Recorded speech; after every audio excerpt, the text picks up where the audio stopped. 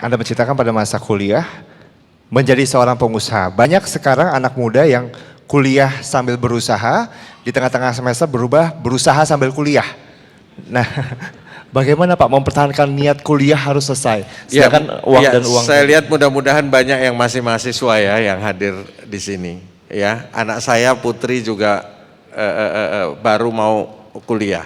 Ya, ini ya. Jadi ini pesan saya kepada adik-adik yang masuk kuliah, termasuk kepada anak saya nih, ke Putri. Ya. Saya alhamdulillah itu berhasil dalam 3 hal zaman kuliah. Apa berhasilnya? 1,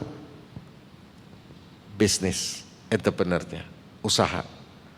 Saya adalah mahasiswa terkaya pada zaman itu. Ya. Walaupun di rumah itu saya orang miskin, ya, orang miskin, saya tinggal di rumah petak, nggak ada WC-nya. Saya WC itu kalau mau buang air besar, mesti keluar. WC umumnya tuh dibuatnya dari got di belakang jauh gitu ya, gitu dibikin dari got tuh dikasih 2 balok gitu, dikelilingin sama seng-seng bekas. Ya, jadi kalau saya berdiri itu segini badan saya kelihatan, kalau saya jongkok ya hilang. Nah, gitu ya. Itu ya saya cuma mau menggambarkan itu realita kehidupan saya. Ya. Jadi walaupun saya orang miskin, teman saya banyak orang kaya, banyak anak jenderal, banyak anak menteri, semua segala macam anak pengusaha besar. Tapi saya waktu itu mahasiswa paling kaya. Ya. Kenapa? Karena buktinya kalau saya datang ke kantin itu bisa 20-30 orang ikut. Kenapa?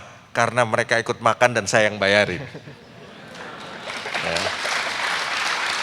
Jadi 1, saya mahasiswa yang sukses dengan usaha. Dan zaman itu beda sama sekarang. Sekarang virus entrepreneur ini ada di semua kampus. Orang mahasiswa tuh banyak yang berusaha sekarang. Zaman saya one and the only. Ya, saya ini termasuk makhluk aneh zaman itu. Ya, karena yang lain biasa hidupnya dengan itu. Prestasi saya yang pertama. Prestasi saya yang kedua di zaman kuliah itu adalah prestasi akademik. Ya.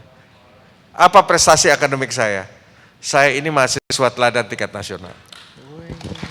Ya. Jadi itu prestasi saya yang kedua. Ya. Prestasi yang ketiga, saya ini organisatoris. Ya. Saya ini adalah ya, ketua ex officio Dewan Mahasiswa UI terakhir. Ya. Sebelum dibubarkan, artinya udah nggak ada. Jadi saya dalam kurun waktu itu saya bisa mencapai 3 prestasi. Prestasi usaha sebagai entrepreneur, prestasi akademik, dan prestasi di organisasi. Nah, oleh karenanya saya pesan ke yang muda ini, berusaha itu bukan berarti tidak berprestasi di kuliah. Jangan. Anda harus berprestasi di kuliah. Dan Anda juga harus berorganisasi. Karena organisasilah yang akan melatih kemampuan leadership dan manajemen Anda sekalian. Ya.